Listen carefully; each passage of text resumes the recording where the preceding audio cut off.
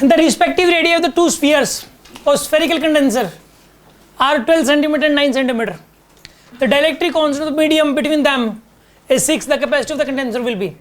सुनो ध्यान से, मान लो कि कहीं पर ऐसा आ जाए ना कि यार एक स्फेरिकल कैपेसिटर है, ठीक है, ऐसे एक स्फेरिकल कैपेसिटर ये वाला होता है, इसका जो एक तो होता है इनर रेडियस और एक क्या होता है outer radius. Inner radius R1, outer radius क्या है यहाँ पे इसका R2.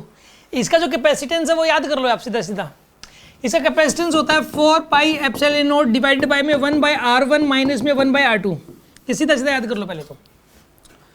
और एक सिंगल स्फेरिकल कैपेसिटर का इसी से निकल के आया, आप R2 को इनफाइनाइट पुट कर दो, क्योंकि इसी को इनफाइनाइट में मान लोगे बड़े वाला ये जो बाहर वाला है, तो ये सिंगल स्फेरिकल कैपेसिटर बन जाएगा. R2 को इन्फिनिटी पुट करोगे तो ये 4 पाई एप्सिलॉन नॉट R बन जाएगा एक प्रकार से, ठीक है. अगर वो मैंने ये ना ये कम आता है, रेयर आता है, ठीक है ना, तो इसलिए उसको उसमें नहीं डाला.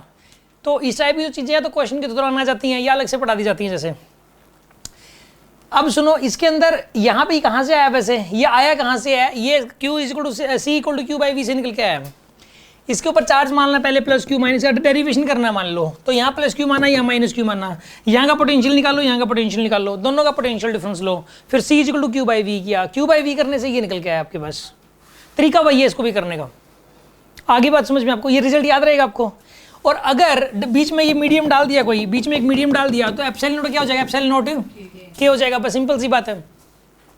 अब सुनो, 4 पाई एप्सिलॉन नॉट की वैल्यू होती है 1 अपॉन में 9 × 10⁹, 1 अपॉन 9 × 10⁹ होती है. K की वैल्यू कितनी दे दी इसने, 6, ठीक है, डिवाइड बाय 1 बाय R1.